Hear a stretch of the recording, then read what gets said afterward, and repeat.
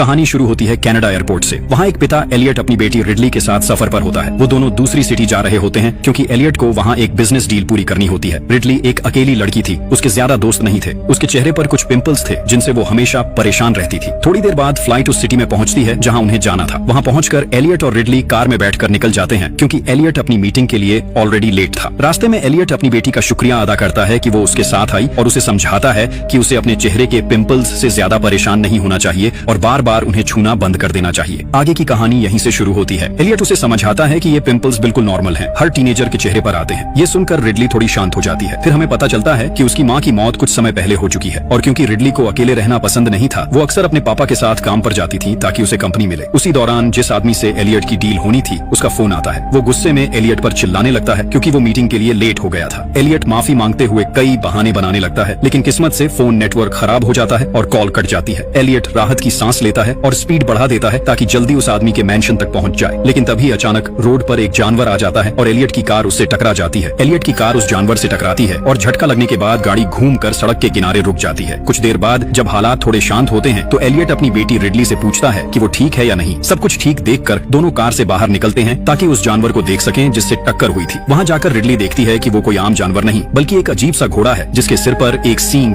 Horn लगा है। और सबसे चौंकाने वाली बात ये थी कि उस जानवर के घाव से नीला खून निकल रहा था। एलियट बहुत गुस्से में था क्योंकि अब वो मीटिंग के लिए और देर हो चुका था। लेकिन रिडली उस रहस्यमय घोड़े को देखकर हैरान रह जाती है क्योंकि उसने ऐसा प्राणी पहले कभी नहीं देखा था। उसी पल उस घोड़े का सींग हल्के नीले रंग में चमकने लगता है और बिना सोचे समझे रिडली आगे बढ़कर उस सींग को छू लेती है। जैसे ही रिडली ने उस घोड़े का सींग छुआ, उसे अचानक अजीब अजीब चीजें दिखने लगती हैं। कुछ ऐसे नजारे जिन्हें वो समझ नहीं पाती। उसकी आंखों के सामने सब धुंधला सा हो जाता है। लेकिन तभी वो एलियट की आवाज सुनकर होश में आती है। वो देखती है कि उसका पापा उस घोड़े को मार रहा होता है। रिडली चिल्लाकर उसे रोकने की कोशिश करती है, लेकिन एलियट उसकी बात नहीं सुनता और तब तक रुकता नहीं जब तक वो घोड़ा पूरी तरह मर नहीं जाता। थोड़ी देर बाद दोनों मिस्टर ओडेल के मैंशन पहुंचते हैं जहां एलियट को अपनी डील फाइनलाइज करनी होती है। लेकिन सबसे अजीब बात ये थी कि एलियट उस घोड़े की लाश को कार की ट्रंक में रख लाया था। मकान के बाहर गाड़ी रोककर एलियट नीचे उतरता है और मैंशन के अंदर जाता है। वहाँ उसकी मुलाकात ओडेल के बेटे शेपर्ड से होती है जिससे वो हाथ मिलाता है और फिर ओडेल की पत्नी से भी मिलकर अभिवादन करता है। आखिरकार एलियट ओडेल के कमरे में आता है और उससे देर होने के लिए माफी मांगता है। तभी पता चलता है कि ओडेल को एक गंभीर बीमारी है और अब उसके आखिरी दिन चल रहे हैं। एलियट बहाने बना रहा होता है ताकि ओडेल उसे माफ कर दे। तभी रिडली को आज घोड़े के साथ हुई सारी बातें याद आने लगती हैं। ओडेल ये नोटिस करता है और रिडली से पूछता है कि क्या वो ठीक है। रिडली झूठ बोलती है और कहती है कि वो बिल्कुल ठीक है। उसी वक्त शेपर्ड भी वहाँ आता है और रिडली से उसके चेहरे पर पड़े दानों के बारे में पूछता है। एलियट बीच में बोल पड़ता है और रिडली से कहता है कि वो बाथरूम में जाकर मुंह धो ले ताकि थोड़ा ठीक महसूस करे। असल में एलियट ऐसा सिर्फ उसे वहाँ से भेजने के लिए कह रहा था। एलियट नहीं चाहता था कि रिडली उसकी डील खराब करे या आज जो हुआ वो किसी को बता दे। जब रिडली बाहर निकली तो वो बार बार कार की तरफ देख रही थी और काफी घबराई हुई लग रही थी। उसी वक्त महल की एक गार्ड रिडली को देख रही होती है और उसे कुछ अजीब महसूस होता है। जब वो गार्ड कार के पास जाकर देखती है तो उसे यकीन हो जाता है कि कुछ गड़बड़ है या शायद कार के अंदर कुछ छिपा हुआ है। इसी दौरान रिडली बाथरूम में जाती है और चेहरा धोती है, लेकिन जब वो शीशे में देखती है तो उसे पता चलता है कि उसके चेहरे के सारे दाने गायब हो गए हैं। जब वो तौलिए पर नजर डालती है तो उस पर नीले रंग का खून लगा होता है जो यूनिकॉर्न का खून होता है। उसी वक्त ओडेल एलियट के साथ बैठा होता है और उसे बताता है कि उसने हर तरह का इलाज आजमाया लेकिन कोई फायदा नहीं हुआ। अब उसने हार मान ली है और मौत का इंतजार कर रहा है। ओडेल ये भी बताता है कि वो ये डील इसलिए कर रहा है ताकि मरने से पहले अपनी कंपनी और अपने परिवार की सुरक्षा पक्की कर सके। वो एलियट को अपने बेटे शेपर्ड की जिम्मेदारी भी सौंप देता है। दूसरी तरफ रिडली अब भी हैरान थी क्योंकि उसके चेहरे के सारे दाने लगभग गायब हो चुके थे, वो भी उस घोड़े के नीले खून की वजह से। थोड़ी देर सोचने के बाद उसे एहसास होता है कि उस घोड़े का खून जादुई है और इंसान के शरीर की हर बीमारी को ठीक कर सकता है। उसी वक्त एलियट की कार में रखा हुआ घोड़े का सींग हल्का हल्का चमकने लगता है। रिडली जब अपने पिता एलियट के पास लौटती है तो वो उससे कहता है कि उसे ओडेल के परिवार से मिलना चाहिए। रिडली मना कर देती है लेकिन एलियट उस पर जोर डालता है और बताता है कि ये डील उसकी जिंदगी की सबसे बड़ी डील होगी। रिडली उससे घोड़े के बारे में पूछती है तो एलियट कहता है कि अगर वो उसकी बात माने और ओडेल के परिवार से मिले तो वो उसकी हर इच्छा पूरी करेगा, यहाँ तक कि उसके साथ जाकर घोड़े को दफनाने तक के लिए तैयार है। लेकिन उनकी बात पूरी होने से पहले ही कार में अजीब हरकतें शुरू हो जाती हैं क्योंकि अंदर रखा घोड़ा हिलने लगता है। ये देखकर एलियट तुरंत ओडेल के पास जाता है, माफी मांगता है और बताता है कि उसे अब तुरंत निकलना होगा। एलियट अब रिडली को घर ले जाना चाहता है क्योंकि वो थकी और बीमार लग रही होती है। लेकिन ओडेल गुस्सा हो जाता है और कहता है कि एलियट हमेशा अपने वादों का समय नहीं निभाता। वो उसे समझाता है कि अगर अभी चला गया तो ये उसके लिए बहुत बड़ी बेइज्जती होगी। उसी वक्त एक गार्ड रिडली के पास आता है और पूछता है कि वो इतनी घबराई हुई क्यों लग रही है। रिडली जवाब देने ही वाली होती है कि तभी एलियट की कार से जोरदार आवाज आती है। सब लोग जल्दी से बाहर भागते हैं ये देखने के लिए कि क्या हुआ। अचानक घोड़ा फिर से जिंदा हो जाता है और कार को तोड़ने लगता है ताकि बाहर निकल सके। ये देखकर वहाँ मौजूद सब लोग डर और हैरानी से जम जाते हैं क्योंकि उस घोड़े का रूप बहुत अजीब और डरावना था। लेकिन उसी पल गार्ड तुरंत घोड़े पर गोली चलाती है और उसे वहीं मार देती है। उस वक्त एलियट बिल्कुल घबरा जाता है और समझ नहीं पाता कि क्या करे। फिर वो ऑडल और उसके परिवार को सब कुछ बता देता है, रास्ते में उनके साथ क्या क्या हुआ और वो घोड़ा वहाँ कैसे पहुँचा। सब एलियट की बात सुनकर हैरान रह जाते हैं। कोई समझ नहीं पा रहा था कि वो जीव असल में घोड़ा था या यूनिकॉर्न। तभी रिडली भी सच बताने का फैसला करती है। वो ऑडल से कहती है कि उसी यूनिकॉर्न के नीले खून ने उसके चेहरे के दाने पूरी तरह ठीक कर दिए। ये सुनकर ऑडल हैरान रह जाता है और रिडली से पूछता है कि क्या उसे अपने शरीर में कुछ अजीब महसूस हो रहा है। रिडली कहती है कि नहीं, सब कुछ बिल्कुल ठीक है। रिडली कहती है कि उन्हें एनिमल ऑर्गेनाइजेशन से संपर्क करना चाहिए ताकि वो आकर उस घोड़े को ले जाए, लेकिन ऑडल मना कर देता है और कहता है कि अगर ऐसा हुआ तो सरकार उस जीव का गलत इस्तेमाल करेगी, इसलिए उसे ही इस हालात को संभालना होगा। रात होने पर एलियट अपनी बेटी के कमरे में जाता है ताकि उसका हाल जान सके। जैसे ही वो रिडली को देखता है, पूछता है कि वो इतनी उदास क्यों है। रिडली बताती है कि जब उसने आज उस घोड़े के सींग को छुआ था तो उसे कुछ अजीब चीजें दिखाई दी। एलियट उसकी बात पर यकीन नहीं करता और कहता है कि शायद उसे भ्रम हुआ होगा। वो रिडली को समझाता है कि अब उसे इन बातों के बारे में नहीं सोचना चाहिए, क्योंकि सबसे जरूरी बात यह है कि वो लोग अपनी डील पूरी करें। लेकिन रिडली अंदर से बहुत परेशान थी। रिडली कुछ ही समय में उस जादुई घोड़े के बारे में थोड़ी बहुत जानकारी इकट्ठा कर पाई। उसे पता चला कि ये घोड़ा एक पुरानी दंत कथा का हिस्सा था। एक राज परिवार ने इसे पाल रखा था, लेकिन बाद में जब उन्हें इसकी जादुई ताकत का पता चला तो उन्होंने उसकी शक्ति हासिल करने के लिए उसे मारने का फैसला किया। कुछ समय बाद घोड़ा फिर से जिंदा हुआ और उसने उस परिवार के सभी लोगों से बदला ले लिया। ये कहानी पढ़कर रिडली और ज्यादा डर गई। जब वो सोने गई तो उसे डरावने सपने आने लगे। रिडली को बहुत अजीब सपना आता है। वो खुद को जंगल में भागते हुए देखती है, लेकिन जब नीचे देखती है तो पाती है कि वो खुद उस घोड़े के शरीर के अंदर है। ये देखकर रिडली डर के मारे जाग जाती है, समझ नहीं पाती कि ये सब क्या हो रहा है। जैसे ही वो आंखें खोलती है, सामने कुछ अजीब दिखने वाले लोग खड़े होते हैं जो उसे और उसके पिता एलियट को बांध लेते हैं। पता चलता है कि वो लोग वैज्ञानिक हैं जिन्हें ऑडल ने बुलाया है ताकि वो रिडली और एलियट का परीक्षण कर सकें और ये जान सकें कि उस नीले खून का उन पर क्या असर हुआ है। जांच खत्म होने के बाद रिडली अपने पिता से बात करने जाती है और उसे पिछली रात का सब कुछ बताती है। एलियट रिडली से कहता है कि वो सब कुछ भूल जाए और इन बातों पर अब ध्यान न दे। उधर जब डॉक्टर घोड़े के खून की जांच पूरी करते हैं तो उन्हें पता चलता है कि वो खून बहुत अजीब है। वो किसी भी इंसान की बीमारी को ठीक कर सकता है। वैज्ञानिक ये बात ऑडेल को बताते हैं और सुझाव देते हैं कि इसकी पुष्टि के लिए इंसान पर सीधा प्रयोग करना होगा। ऑडेल ये सुनकर बेहद उत्साहित हो जाता है और तय करता है कि ये प्रयोग उसी पर किया जाए।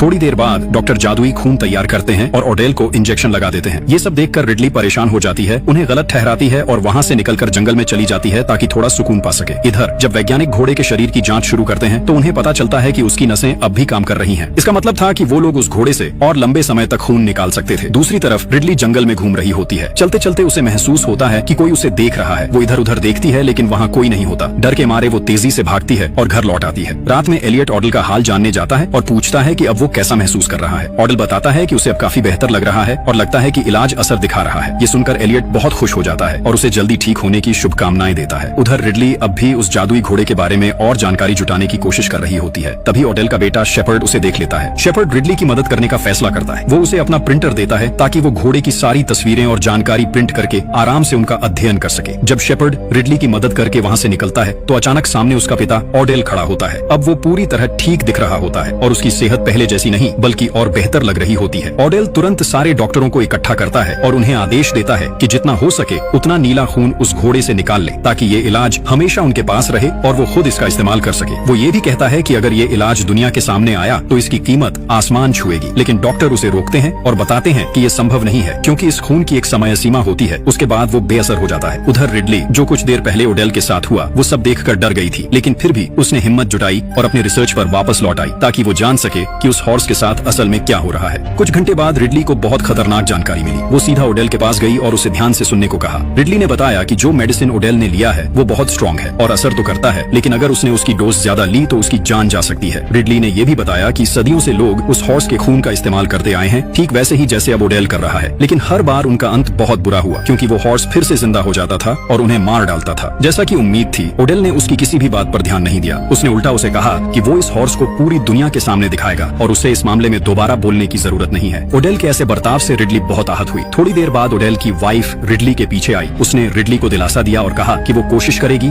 कोई हल निकालने की। इसके बाद रिडली गुस्से और दुख में अपनी कार में जाकर बैठ गई क्योंकि उसके फादर इलियट ने भी उसकी बातों पर भरोसा नहीं किया और ऑडेल के सामने उसका साथ नहीं दिया। दूसरी तरफ ऑडेल और बाकी डॉक्टर्स ने हॉर्स को तैयार किया। उन्होंने उसे एक बैग में बंद किया ताकि उसे मैंशन से बाहर ले जाकर शहर में पहुंचा सके। जब ऑडेल और डॉक्टर्स हॉर्स को ले जाने की तैयारी कर रहे थे तभी अचानक पूरे मैंशन की बिजली चली गई। उसी वक्त डॉक्टर डॉक्टर्स के पास जो डिवाइस था उसने बहुत तेज सिग्नल देना शुरू कर दिया। इस सिग्नल का मतलब था कि हॉर्स अब भी जिंदा है। उधर रिडली जो कार में बैठी थी नीचे उतरी और जब उसने आसमान की तरफ देखा तो वहाँ अजीब रंग नजर आ रहे थे। एलियट तुरंत डॉक्टर्स के पास गया ताकि पता लगा सके कि क्या हो रहा है, लेकिन कोई भी डॉक्टर कुछ समझ नहीं पा रहा था या जवाब नहीं दे रहा था। अचानक एक डॉक्टर की मौत हो गई। उसे हॉर्स के सींग से वार किया गया था। एलियट ने जब ध्यान से देखा तो उसे पता चला कि जिसने डॉक्टर को मारा वो कोई और हॉर्स था, वो नहीं जिसे उन्होंने आज मार दिया था। गार्ड्स ने हॉर्स पर लगातार गोलियां चलाई लेकिन उस पर कोई असर नहीं हुआ। वो हॉर्स बहुत ताकतवर था और एक एक करके सारे गार्ड्स को मारने लगा। एलियट ने ये सब देखा तो तुरंत अपनी बेटी रिडली को आवाज दी और कहा कि वो कार में बैठकर वहाँ से निकल जाए। रिडली जैसे ही कार में बैठी हॉर्स उस पर टूट पड़ा और पूरे जोर से कार पर हमला कर दिया। बाकी गार्ड्स ने भी अपनी एडवांस्ड वेपन्स से उसे रोकने की कोशिश की लेकिन कोई फायदा नहीं हुआ। तब रिडली कार से बाहर निकली और जान बचाने के लिए भागने लगी, लेकिन हॉर्स उसके पीछे लग गया और पीछा नहीं छोड़ा।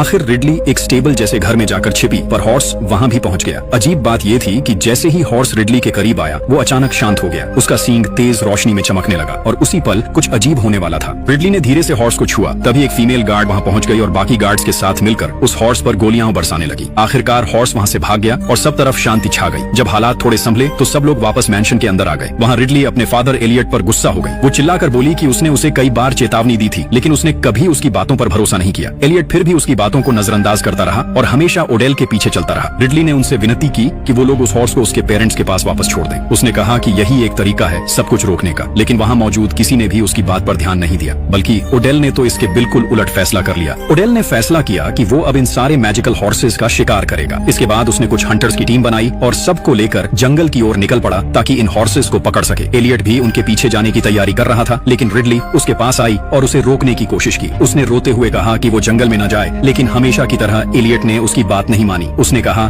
कि वो ओडेल को अकेला नहीं छोड़ सकता। इसी बीच शेपर्ड डॉक्टर के पास गया और उससे हॉर्स के खून का सैंपल ले लिया। वो सोच रहा था कि अगर वो इस खून का इस्तेमाल करेगा तो उसे बहुत ताकत मिल जाएगी और वो किसी भी खतरे का सामना कर पाएगा। शेपर्ड ने उस खून से एक खास लिक्विड बनाया और उसे खुद पर इस्तेमाल करना शुरू कर दिया, लेकिन ऐसा करते ही उसके साथ अजीब चीजें होने लगी। उसका शरीर बदलने लगा और वो खुद नहीं समझ पा रहा था कि उसके साथ क्या हो रहा है। उसी समय रिडली भी कुछ भयानक महसूस करने लगी। रिडली कार में बैठी और वहाँ से भागने का सोच रही थी, लेकिन आखिरी पल में उसने अपना फैसला बदल दिया। वो अपने फादर को अकेला छोड़कर नहीं जाना चाहती थी। उसी वक्त रिडली ने आसमान में एक अजीब सा चमकदार लाइट देखा। वो तुरंत कार से उतरी और दौड़कर मैंशन के अंदर गई ताकि अपने रिसर्च पेपर्स देखकर समझ सके कि ये लाइट क्या है। कुछ देर खोजने के बाद रिडली को सच्चाई पता चली। वो घबरा गई और तुरंत अपने फादर एलियट को कॉल किया। उसने कहा कि वो लोग तुरंत मैंशन वापस लौट आएं, क्योंकि हॉर्स ने जंगल में उनके लिए एक जाल बिछाया है। अगर वो उस जगह तक पहुंचे तो उनमें से कोई भी जिंदा नहीं बचेगा। लेकिन एलियट ने उसकी कॉल नहीं उठाई। तब रिडली भागकर मैंशन के गार्ड के पास पहुंची और उसे हालात की गंभीरता समझाई। उसने कहा कि उन्हें अभी के अभी कुछ करना होगा, नहीं तो सब कुछ खत्म हो जाएगा। रिडली ने गार्ड से कहा कि वो तुरंत जंगल में मौजूद सब लोगों से कांटेक्ट करे, क्योंकि वो इस वक्त बहुत बड़े खतरे में है। उधर डॉक्टर हॉर्स के सींग को काटने की कोशिश कर रही थी, लेकिन अजीब बात ये थी कि वो सींग लगातार चमक रहा था, जैसे उसमें कोई एनर्जी भरी हो। दूसरी तरफ एलियट को आखिर रिडली के मैसेजेस मिल गए, लेकिन अब बहुत देर हो चुकी थी। तभी वो हॉर्स उनके सामने आ गया और उसने सारे हंटर्स पर हमला कर दिया। वो एक एक करके सबको मारने लगा। एलियट ने खुद को बचाने के लिए नाइट विजन गॉगल्स का इस्तेमाल किया, जिससे उसे हॉर्स की एग्जैक्ट जगह दिख गई। उसने ओडेल को पकड़ा और दोनों किसी तरह भागने में कामयाब हो गए। वो जंगल से निकलकर मैंशन तक पहुंच गए, लेकिन खतरा अभी खत्म नहीं हुआ था। वो हॉर्स उनका पीछा करते हुए मैंशन तक पहुंच गया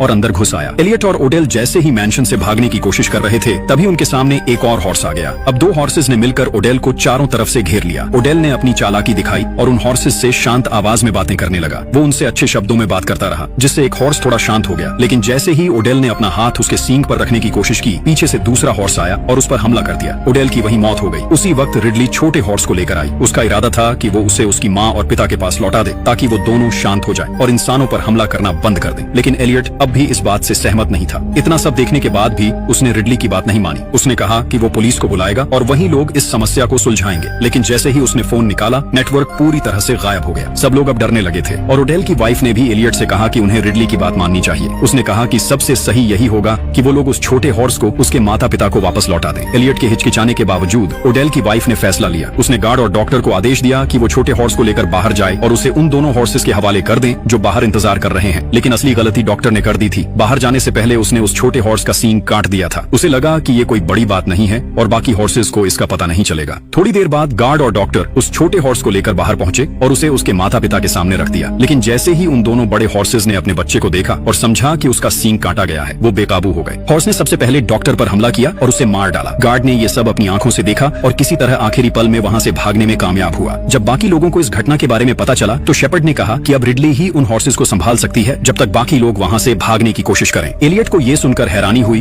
और उसने पूछा कि सिर्फ रिडली ही क्यों? तब शेपर्ड ने बताया कि हॉर्स कभी रिडली को नुकसान नहीं पहुंचाएगा, क्योंकि वो ही एकमात्र इंसान है जिसने उसकी मैजिक पावर का लालच नहीं किया। बाकी सबने उस शक्ति को पाने की कोशिश की थी, लेकिन रिडली ने हमेशा उसे समझने की कोशिश की। हालात और भी डरावने होते जा रहे थे। एलियट डर गया और ओडेल की वाइफ के पास जाकर कहा कि वो अब इस सब में शामिल नहीं रहना चाहता। उसने कहा कि ये उनकी गलती थी और अब उन्हें ही इसे ठीक करना होगा। उसी समय शेपर्ड के शरीर में अजीब बदलाव शुरू हो गए। उसकी आंखों से तेज रोशनी निकलने लगी और वो किसी अनजानी ताकत के असर में आने लगा। रिडली और एलियट जैसे ही भागने की कोशिश करते हैं, शेपर्ड उनके सामने पहुंच जाता है। शेपर्ड ने रिडली को पकड़ लिया, लेकिन जैसे ही वो उसे नुकसान पहुंचाने वाला था, अचानक सामने से दोनों हॉर्सेज आ गए। वो शेपर्ड से बदला लेने आए थे। एलियट और रिडली ने मौका देखकर एक रास्ते से भाग लिया, जबकि शेपर्ड और उसकी माँ दूसरे रास्ते से निकल गए। उनके पास छोटे हॉर्स का सींग था। रास्ते में शेपर्ड की माँ ने उससे पूछा कि अब उसका क्या प्लान है। शेपर्ड ने ठंडे लहजे में कहा कि वो भागने नहीं वाला। उसने बताया कि उसका इरादा है उन दोनों हॉर्सेस को पकड़ने का और फिर उनकी संतान से नई मैजिकल पावर पैदा करने का, ताकि वो खुद सबसे ताकतवर बन सके। लेकिन तभी शेपर्ड ने अपने डिवाइस को देखा